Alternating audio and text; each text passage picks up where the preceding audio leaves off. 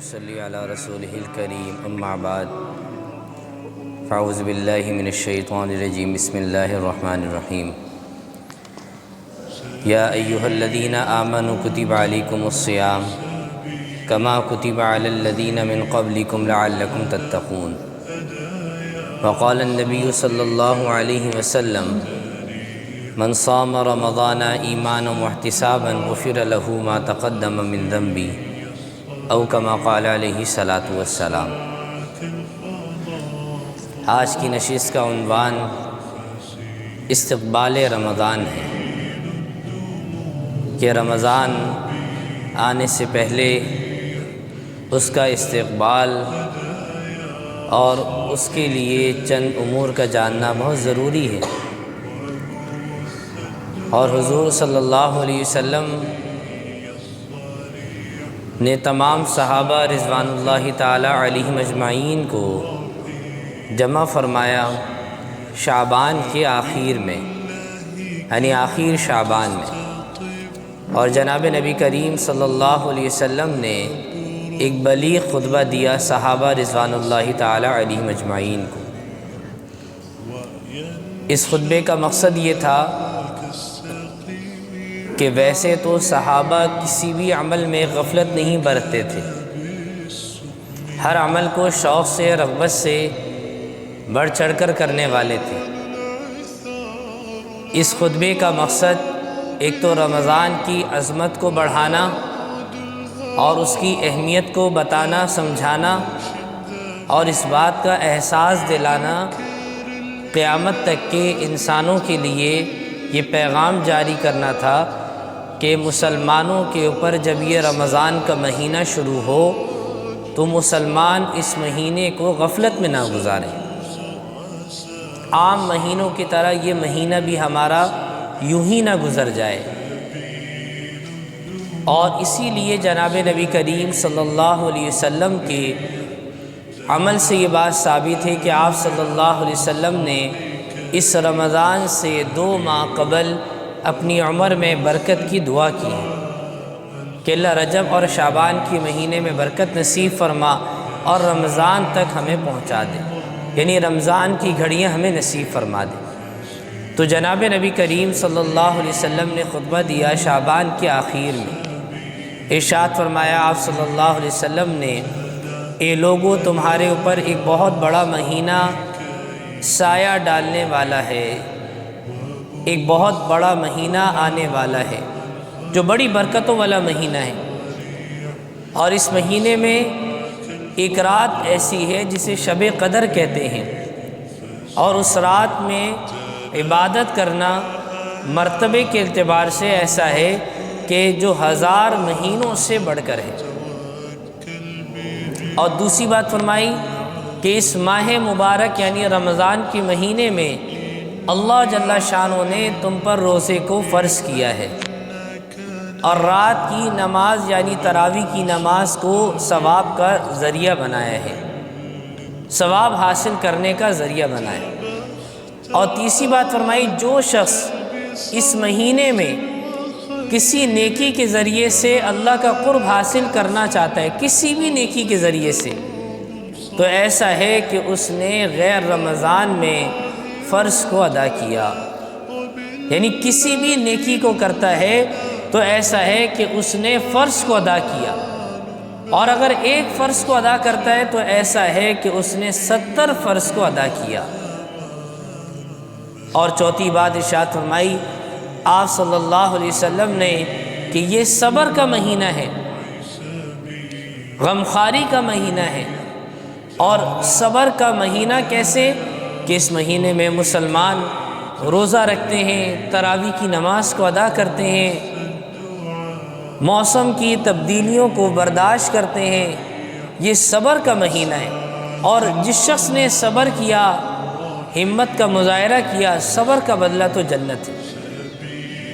اور آپ صلی اللہ علیہ وسلم نے 5ویں بات ارشاد فرمائی کہ جو شخص کسی روزے دار کو روزہ افطار کرائے وہ اس کے لیے گناہوں کے معاف ہونے اور دوزخ سے نجات کا ذریعہ ہے۔ جو شخص بھی اس مہینے میں کسی بھی روزے دار کو افطار کرائے اس شخص کے لیے گناہوں کے معاف ہونے کا، اور اسی طرح اللہ جل شانہ اس کو دوزخ سے نجات دیں گے، اس کا یہ ذریعہ ہے۔ صحابہ رضی اللہ تعالیٰ عنہ نے عرض کیا کہ اللہ کے رسول صلی اللہ علیہ وسلم ذرا بتلائیے، ہم میں سے ہر شخص تو اتنی وسعت نہیں رکھتا کہ روزے دار کو افطار کرائے،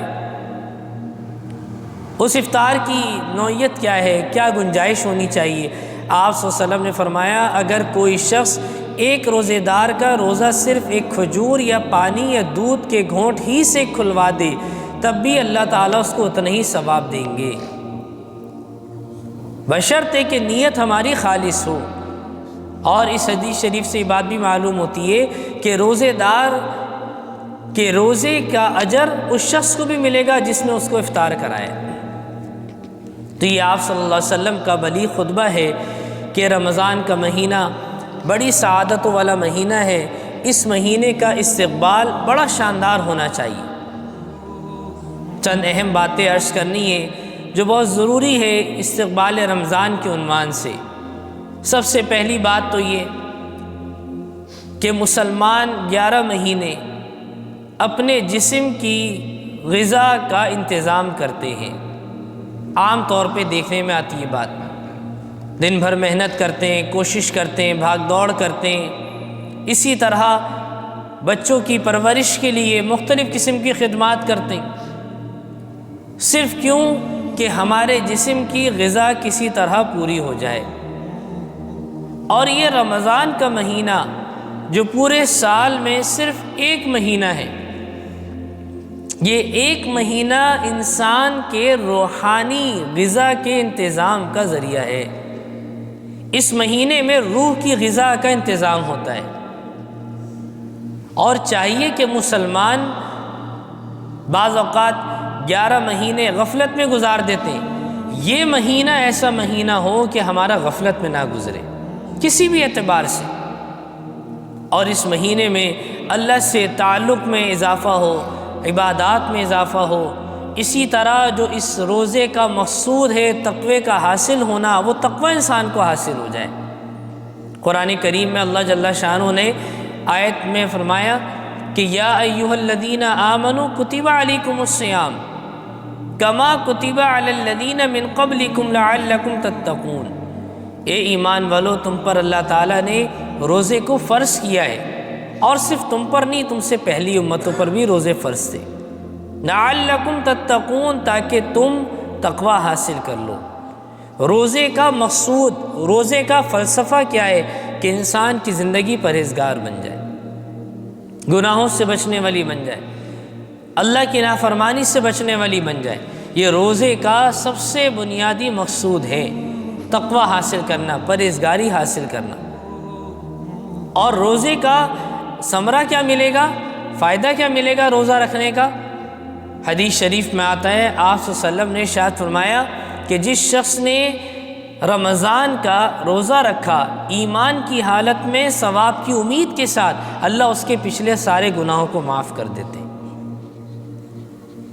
اور ایک روایت میں آتا ہے آپ صلی اللہ علیہ وسلم نے ارشاد فرمایا، حدیث قدسی ہے، اللہ جل شانہ ارشاد فرماتے ہیں کہ الصوم لی،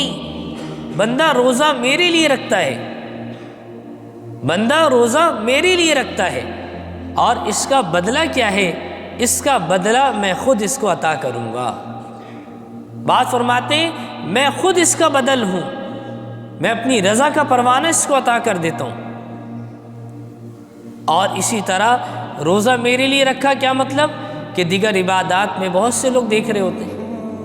بہت سے لوگ شامل ہوتے ہیں، لیکن روزہ ایک ایسی عبادت ہے کہ تنہائی میں انسان، کوئی دوست ساتھ نہیں، کوئی ساتھی ساتھ نہیں، اکیلا آدمی گھر میں بیٹھا ہوا ہے، ساری نعمت کے خزانے اس کے پاس موجود ہیں، کھانے پینے کی ساری اشیاء موجود ہیں، پانی بھی موجود ہے، سخت گرمی ہے، پیاس لگ رہی ہے، کہیں چھپ کر جا کر کچھ بھی کھا پی سکتا ہے، لیکن یہ بندہ صرف میری وجہ سے،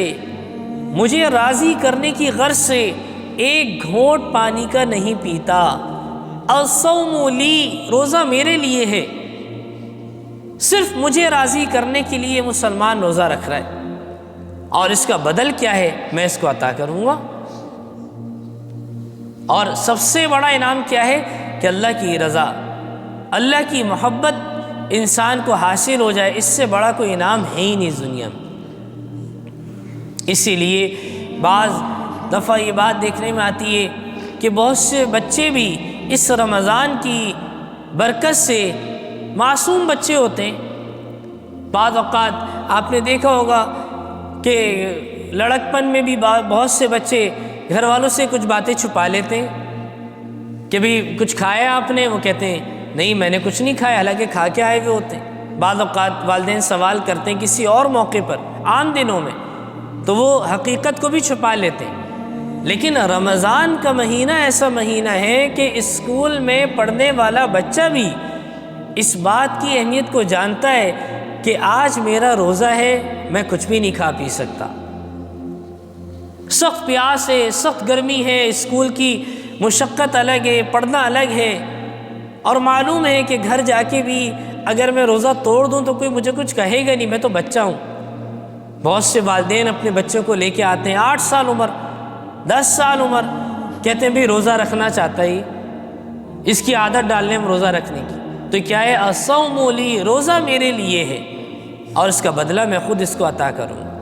تو رمضان کا مہینہ بڑی برکتوں والا، سعادتوں والا مہینہ ہے۔ اس مہینے کو ہم نے قیمتی بنانا ہے۔ نہ جانے ہم میں سے کس کی زندگی کا آخری رمضان ہو، ہمیں معلوم نہیں ہے۔ پچھلے سال جو رمضان کے مہینے میں موجود تھے، اس سال ہم خود محاسبہ کر لیں تو ہم میں سے کسی کو معلوم نہیں کس کی زندگی کتنی ہے۔ تو جس شخص کو اللہ نے زندگی کی نعمت دی ہے وہ اس کو قیمتی بنا لے، بس پہلی